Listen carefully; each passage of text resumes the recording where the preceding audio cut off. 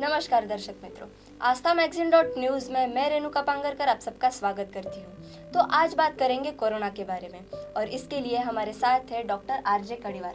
नमस्कार सर, आपका स्वागत है हमारे चैनल। नमस्कार। तो सर, सबसे पहले मैं आपसे ये पूछना चाहती हूँ कि कोरोना और ओमिक्रॉन सब तरफ तेजी से फैल रहा है, तो कोरोना और ओमिक्रॉन में अलग क्या है, ये कैसे एक दूसरे से विभिन्न है?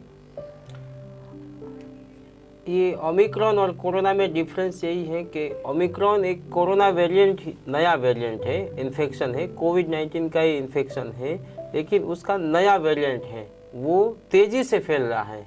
उसका जो इन्फेक्टिविटी रेट है वो बहुत हाई है।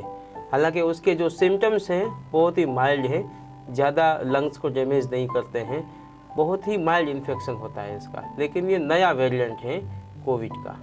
एक कोविड तो हम बोल ही सकते हैं, उसको कोरोना तो बोल सकते हैं, लेकिन नया वेरिएंट है जो ओमिक्रॉन बोलते हैं। सर, हाल ही में यूरोपियन देशों ने कोरोना को एक नॉर्मल फ्लू घोषित कर दिया है, तो आपके हिसाब से ये उनका निर्णय किस हद तक सही है और क्या आगे जाकर भारत भी ऐसी घोषणा कर सकता है? मेरे हिसाब से कोरोना को नॉर्मल फ्लू बोलना अभी थोड़ा जल्द होगा, क्योंकि इंडिया में अभी ओमिक्रॉन के केसेस बढ़ने लगे हैं, अभी तेज़ी से बढ़ रहे हैं केसेस ओमिक्रॉन के।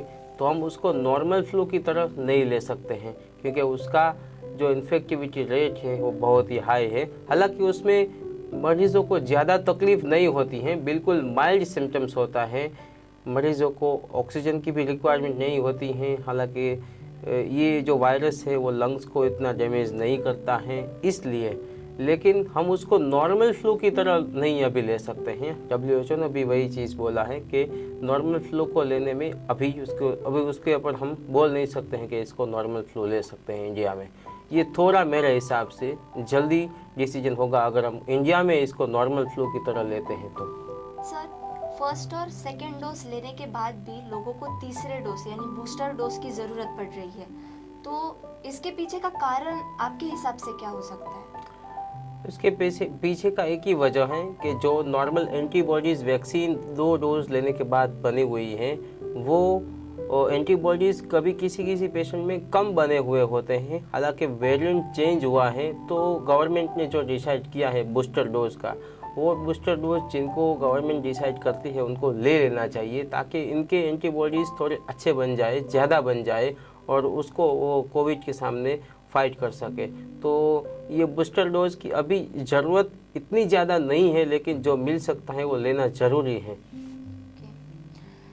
सर, पिछले कुछ महीनों में जब स्कूल शुरू हुए थे तब बच्चों में पॉजिटिविटी रेट बहुत बढ़ गया था और तब कॉलेज बंद थे लेकिन स्कूल शुरू थे, तो क्या आपको ये नहीं लगता कि सरकार ने पहले कॉलेज शुरू कर देने चाहिए थे, क्योंकि कॉलेज के बच्चे कोविड प्रोटोकॉल स्कूल के बच्चों से ज़्यादा अच्छे से फॉलो कर सकते थे?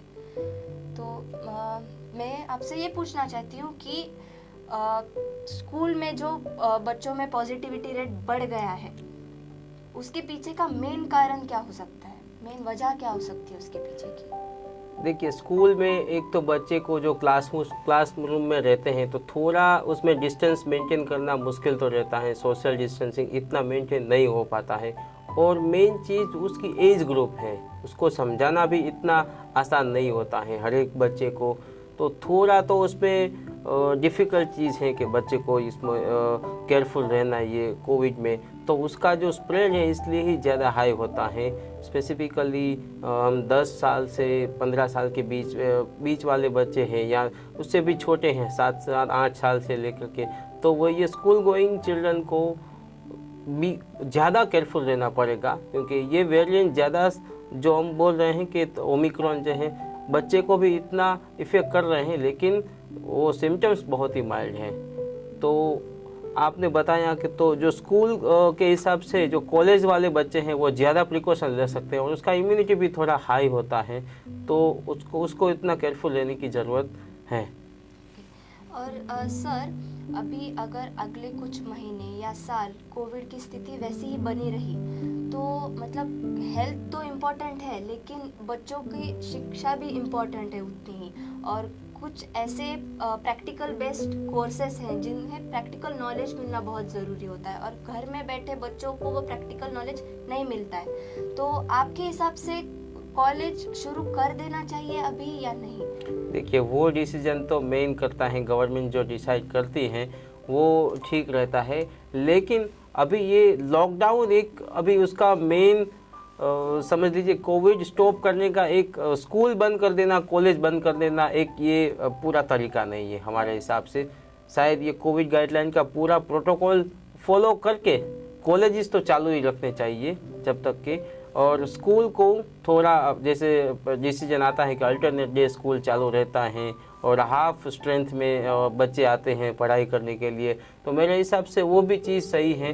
क्योंकि ये जैसे ये थर्ड वेव की इनिशियल अभी ओमिक्रॉन आया ही है, तो ऐसे ये अभी कोविड को स्टॉप करना है, फैलाने कम करना है, तो एक चीज़ नहीं है, दूसरा भी बहुत जगह है। स्कूल और कॉलेज तो एक हम बोलते हैं, बाकी और सोसाइटी की जगह है जहाँ पे हमको उसके ऊपर पूरी तकेदारी रखना है। जी सर, अभी 3 जनवरी से 15 से 18 वायु के बच्चों का टीकाकरण शुरू हुआ। हाँ। तो आपके हिसाब से ये टीकाकरण बच्चों को कितना फ़ायदा दे सकता है? हालांकि उसके लिए पीडियाट्रिशियन बताते हैं जो टीकाकरण ज़रूरी है। गवर्नमेंट ने जो WHO ने भी बताया है, टीकाकरण यूज़फुल तो है ही, हम देखते ही हैं। अभी तक हमने सेकंड वेव में भी देखा, डेल्टा वेरिएंट में जिन्होंने वैक्सीन लिया था उसकी जो इम्यूनिटी थी वो बहुत अच्छी थी, वो बहुत अच्छी तरीके से कोविड को पार पाए, उसको कुछ भी नहीं हुआ है हालांकि। तो ये बच्चे का जो वैक्सीन है वो भी इतना ही इम्पोर्टेंट है, जिसको अभी जिसकी टर्न आती है वैक्सीन को, वो वैक्सीन लेना बहुत ही इम्पोर्टेंट है। क्योंकि अभी कोविड के सामने हमारे पास एक ही सबसे बड़ा वेपन है फाइट करने के लिए, वो वैक्सीन है, और उसकी गाइडलाइन फॉलो करके उससे बचना है। और सर, 15 वर्ष से जो छोटे बच्चे हैं उनके पेरेंट्स को आप क्या कहना चाहते हैं? यानी मतलब वो अपने बच्चों का ख्याल कैसे रखें इस कोविड के सिचुएशन में? देखिए, कोविड से बचने के लिए एक तो जो हम सुन आ रहे हैं 2 साल से, जो चीज़ हम सुन रहे हैं कि face mask, social distancing, regular and frequent hand washing, और सबसे इम्पोर्टेंट चीज़ increase immunity by immunity increasing by healthy foods, yoga, exercise etcetera. Main चीज़ है बच्चों की इम्यूनिटी बढ़ानी है, क्योंकि ये कोविड के सामने फाइट तो सबको करना ही है। बच्चे को इम्यूनिटी बढ़ाने में थोड़ा ज़्यादा फोकस करेंगे तो वो ज़रूरी है अभी इस टाइम पे। और सर, समाप्त में आप हमारे चैनल के माध्यम से लोगों को क्या मैसेज देना चाहते हैं कि वो आपका ख्याल कैसे रखें इस पैंडेमिक में? मैं एक ही चीज़ बताना चाहूँगा कि ये थर्ड वेव जो अभी शुरू है, ये कोविड है इस बार, लेकिन इस बार बिल्कुल माइल्ड वेरिएंट है ओमिक्रॉन का, तो हमको उससे डरना नहीं है। एक चीज़, अभी भी बहुत सारे लोग हमारे OPD में आते हैं, देखते हैं, डर जाते हैं कि मैं पॉजिटिव हो गया, मेरा रैपिड एंटीजन टेस्ट देखिए पॉजिटिव आ गया। तो पहली चीज़, डरना नहीं है। जैसे डेल्टा वेरिएंट से डर गए थे, ऐसे डरना नहीं है। उसके सामने हमें प्रिकॉशन रखना है कि ये इसका रेट इन्फेक्टिविटी हाई है, तो हम किसी और को ये इन्फेक्शन ना दे दें, और प्रिकॉशन रखना है। मेन तो क्वारंटाइन होना है, और इम्यूनिटी का भी ध्यान रखना है, और जो भी हमारे फैमिली वाले हैं दूसरे जो एल्डरली है, मदर फादर हैं, उनको खास ध्यान रखना है। जो कोमॉर्बिड पेशेंट है उसका, और बच्चों का इस बार बहुत ज़्यादा ख्याल रखना है, और पूरा जो गाइडलाइन है वो फॉलो करना है। और बेसिक चीज़ में हम देखते हैं कि कुछ भी नॉर्मल चीज़ होती है तब भी हम ज़्यादा रिपोर्ट कर लेते हैं, हम सोचते हैं कि ये हो गया वो हो गया, हम बार बार ऑक्सीजन चेक करते हैं। वो ज़रूरी है चेक करना, लेकिन घबराना बिल्कुल नहीं है, और बिल्कुल उसकी ट्रीटमेंट नॉर्मल है। अभी ओरल मेडिसिन से, सिंपल पैरासीटामोल लेने से भी ये कोरोना वायरस से हम इस बार जीत सकते हैं, क्योंकि इस बार का जो वेरिएंट है वो उतना खतरनाक नहीं है। इसलिए थैंक यू। धन्यवाद सर, आपने अपने बिजी शेड्यूल से टाइम निकालकर हमसे बातचीत की और कोरोना के बारे में इतनी सारी जानकारी हमें दी। मैं आपका बहुत बहुत शुक्रिया अदा करना चाहती हूँ। धन्यवाद। Thank you so much.